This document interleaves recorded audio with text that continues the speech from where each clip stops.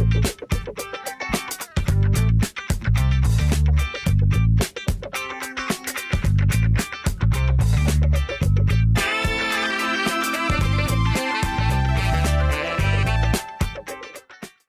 Topic के अंदर हम मूविंग ऑन, जिस तरह हमने टेबल्स पे वर्क किया, ड्रॉ के डिफरेंट ऑब्जेक्ट्स ड्रॉ किए, तो अब हम हैच और देन नेक्स्ट टॉपिक के अंदर ग्रेडियंट्स की बात करेंगे।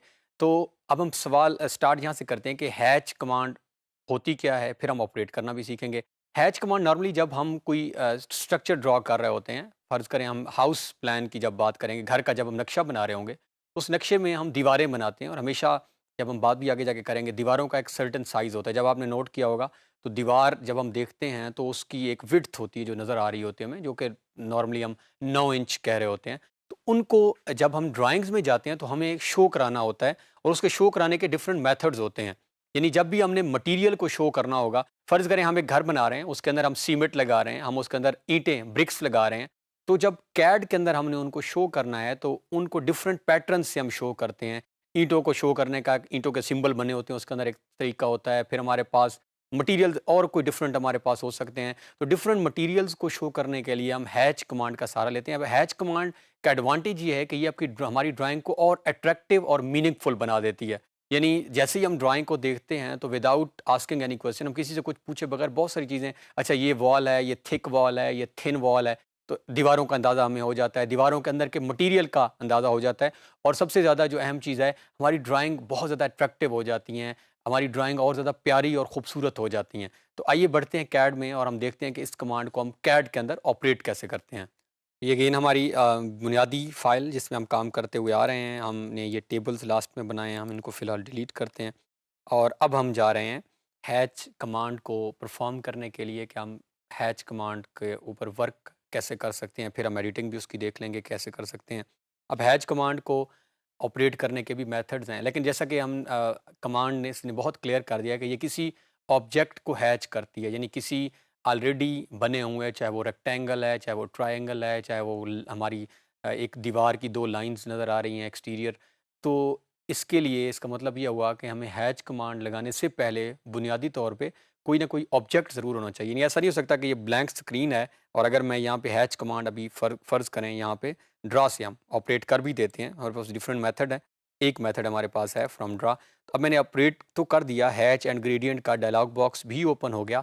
लेकिन अब सवाल ये है कि ऐड पिक पॉइंट्स में मेरे पास कोई ऐसा ऑब्जेक्ट नहीं है जिसको मैं पिक करूं। फ़र्ज़ करें मैं ऐड पिक पॉइंट पे क्लिक भी कर लेता हूं और जैसे ही मैं क्लिक करता हूं तो यहाँ पे एक मैसेज आ रहा है, hatch boundary definition error, a closed boundary could not be determine, there might be gaps between the boundary objects और boundary objects might be outside the display area. यानी मैसेज ये आ रहा है कि या तो अभी जो आप ऑब्जेक्ट, वो फ़र्ज़ कर रहा है कि ऑब्जेक्ट है भी सही तो वो सही नहीं है, क्योंकि अभी तो वैसे ऑब्जेक्ट है ही कोई नहीं, मेरे पास कुछ बना हुआ भी नहीं है, तो वो उसको सेलेक्ट नहीं कर रहा, he is showing some error, कुछ मसला दे रहा है। तो अब मैं क्या करता हूँ, इसको लगाने से पहले हम क्लोज़ कर लेते हैं और हम कोई ऑब्जेक्ट ड्रॉ कर लेते हैं। लाइक ये हमारे पास जो है वो एक रेक्टेंगल है, ये भी हम लगा लेते हैं। फिर हमारे पास एक पॉलीगॉन है, इसको भी हम ड्रॉ करके रख लेते हैं, इंस्क्राइब कर लेते हैं हम। अब मेरे पास स्क्रीन के ऊपर 2 ऑब्जेक्ट्स मौजूद हैं। अब मैंने एक मेथड देखा हैच लगाने का ड्रा से। अब सेकंड मेथड भी मेरे पास हैच लगाने का मौजूद है और वो है ये जो आपका साइड टूल बार्स हम यूज़ करते हुए तकरीबन हम आज एंड तक पहुंच चुके हैं। हमारे पास बस ये टेक्स्ट की जो है वो मेनली रह गई है और इसके बाद हम इसको कंक्लूड कर लेंगे। तो ये हमारे पास हैच और ग्रेडियंट के जो है वो टूल्स मौजूद हैं।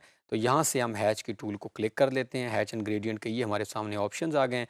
अब हम करने जा रहे हैं हैच।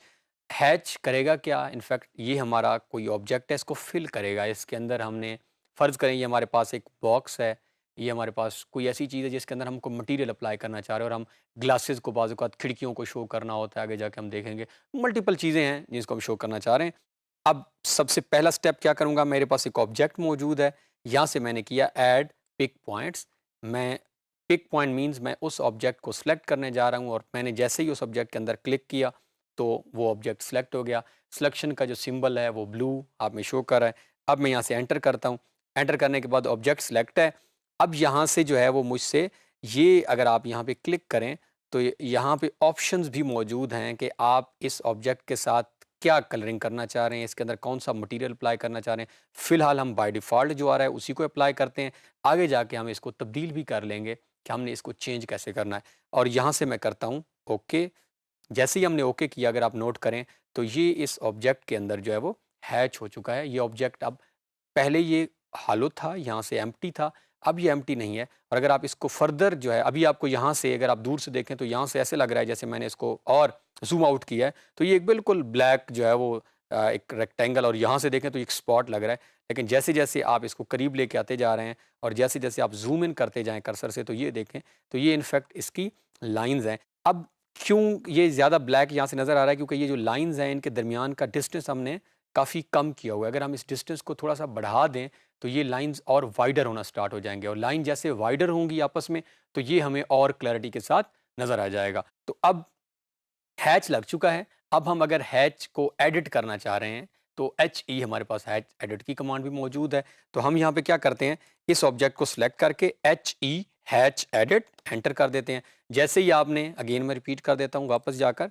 क्या किया आपने, ये इस ऑब्जेक्ट के ऊपर क्लिक किया और HE hatch edit enter, same वापस हमारे पास जो है वो हमारी दोबारा हैच एडिट जो है वो स्क्रीन पर आ चुकी है। अब हम इसमें से कुछ चीज़ें चेंज करके देखते हैं, जो भी हम बात भी कर रहे थे।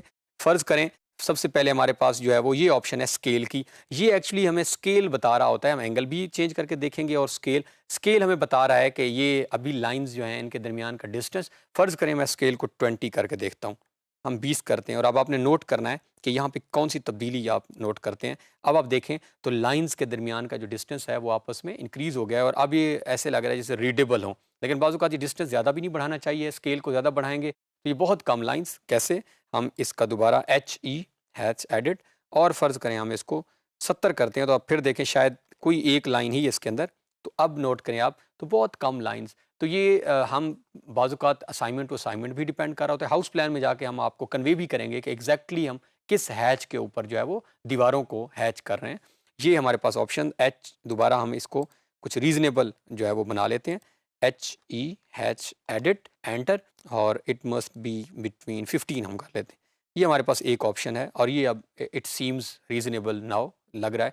अब हम इसी पे हैच एडिट करके, ये तो था हमने स्केल को बदला, इसके साथ हमारे पास हम इसके स्वाज इसको भी चेंज कर सकते हैं, और हम चाहें तो ये हमारे पास कुछ कलर्स ये ऑलरेडी नज़र आ रहे हैं, और ये हमारे पास ISO के हैं, और ये हमारे पास अदर प्री डिफाइंड। अब ये ना आप नोट करें तो ये नॉर्मली ब्रिक्स, जब आप कभी ईंटें लगी हुई देखें, तो ईंटें जो हैं वो बाज़ औक़ात इसी कलर में नज़र आती हैं हमें, कि एक ईंट आ रही है, फिर एक बड़ी ईंट है, फिर एक छोटी ईंट है।